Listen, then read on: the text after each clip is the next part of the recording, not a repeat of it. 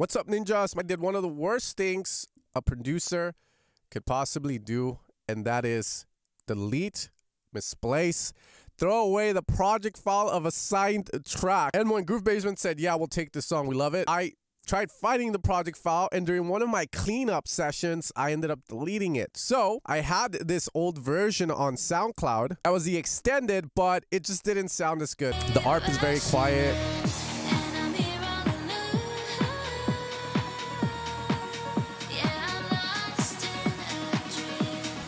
It's very empty. There needs to be stuff added, and that was one of the things the label said. Like, bro, this is mastered already. I mean, just hear that. It sounds empty. It sounds kind of lifeless on the drop. What the beautiful thing about the music production scene right now is that there are so many advanced plugins that there's something to make this come to life, okay? So when I reached to the label told me that, you know, like, first off, yeah, we'll sign it, but you need to do these fixes. One of those was the break, this first break. Can you make it louder? Can you make the ARPs pop out more? And I was like, how am I gonna do that? When you have a song, there is a stereo image to the song. You have the center part of the song and you have the sides. So if we look at the sides, this is what the sides sound like. And you can hear the ARPs are there. So we can go to the side frequency like this.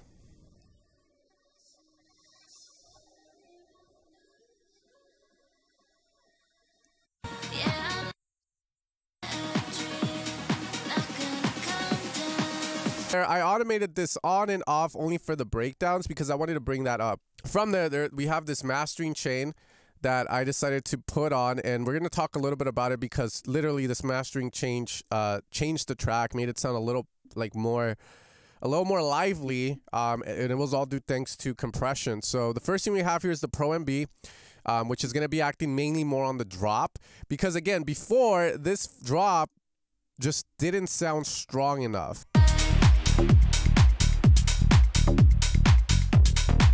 So what actually happened there? Well, what I decided to do was split up the low end into 3 bands. As I'm doing this, I'm hearing how it reacts. Before, the kick was just very knocky, killing live. But now when we compress down, which we're doing about -6 dB of gain reduction, that makes the kick a little more controlled. From there, between, I believe this is like around 89, 100 hertz, there's this section of it.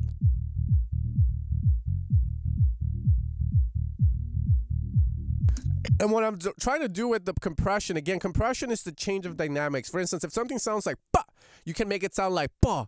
You know, you can make the punch go away, or you can emphasize the punch. So pretty much what I'm doing there is I'm reworking the low end. I usually find that in most songs, the low end is very compressed, okay?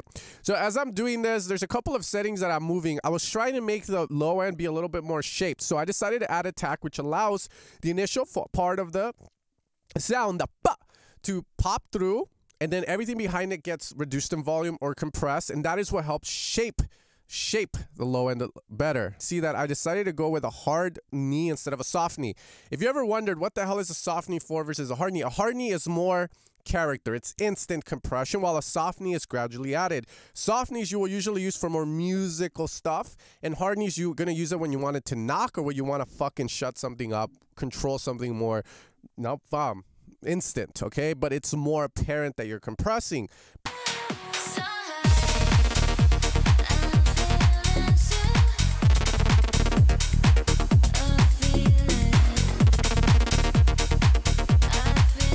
Now, this is being done with a dynamic EQ in order to boost a lot of the mids of the song, you know, bringing that out a lot more.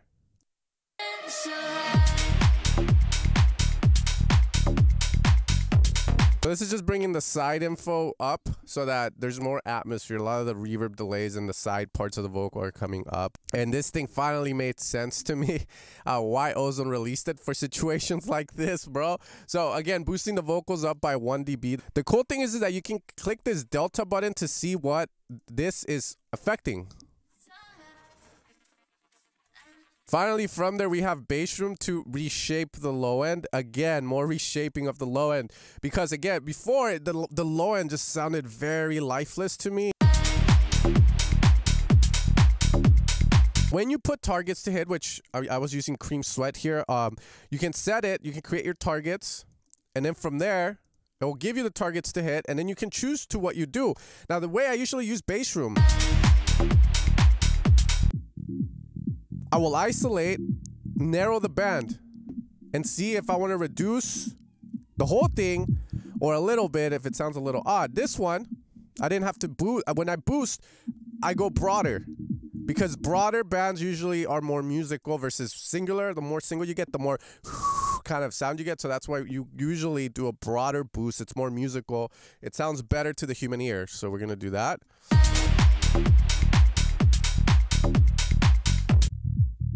Here we're actually reducing, so what do we want to reduce? This sounds good to me. This, not so much. So I'm like, yep, let's reduce that. Sure, that's fine with me. Let's pull it down.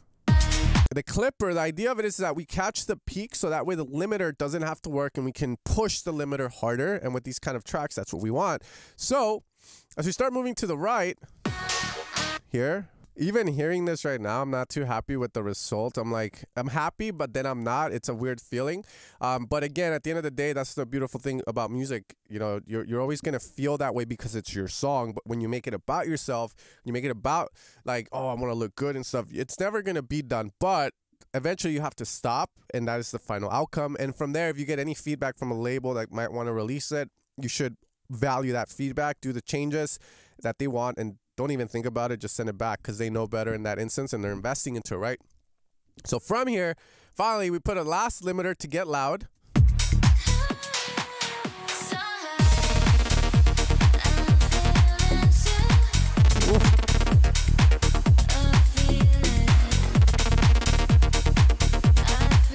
So we go up to around 6.4 lofts. Again, you guys can pick where you want it, but that's how we do it. But there's one thing that's bothering me now, and I see that we have the true peak limiting on, so we never want that on. We should have turned it off. Here, guys, the last thing I wanted to add is Vision 4X was also very helpful in just getting the low end part of the kick to sound right. Because when we use Vision 4X with this, it's super cool because it has this feature that is low end focus.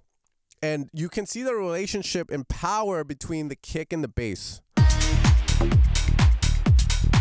Here we can see that the kick, you can see it's very strong, and then we see this kind of faint red. The red is still strong on the bass, but it's not as strong, and that's what we want. The kick always has to be very juicy. You're going to see this with a lot of professional tracks. The kick's usually very juicy. That's what creates the thump of the kick when it hits in the club. And then from there, you can see how the low end just comes to life. By the way, if you guys like any of the plugins, you guys can find an affiliate link in the description, and you guys can support, so I get 10 cents out of every cent. This is why I make music, because it makes me feel something, and I love sharing that with people, and I love sharing the knowledge on how I made the song. Flying far away, out on the edges, out to the edges.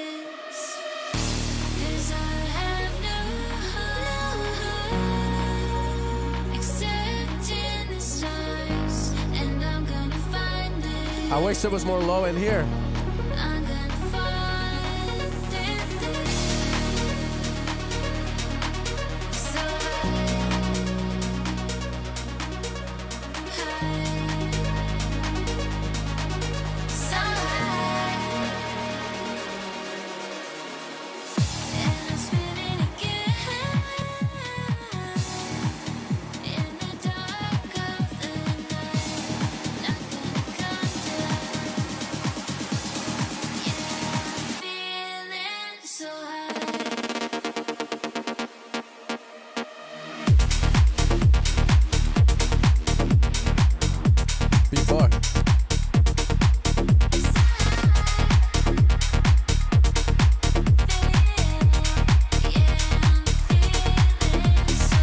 But who knows, guys? At this point, when you hear your own song, it's like, there's a little jump. But you guys can let me know, bro. At the end of the day, the song is getting released. So if you guys want to check out the full track, hear it through, you want to support your boy, make sure to check the link in the description out. You guys can check out the song. And if you like it, make sure to hit like, put it on the gym playlist, and lift some weights for me. Yeah, I made this song. I was like, I'm gonna go fucking lift weights and just look at myself. And as always, guys, I appreciate your support. I appreciate your love. Hopefully you find something useful in this video. If you guys have any tutorial requests, make sure to leave them down in the comments. Now, if you guys want to continue your knowledge forward, consider watching this video where I talk about how to get your drums to sound fat.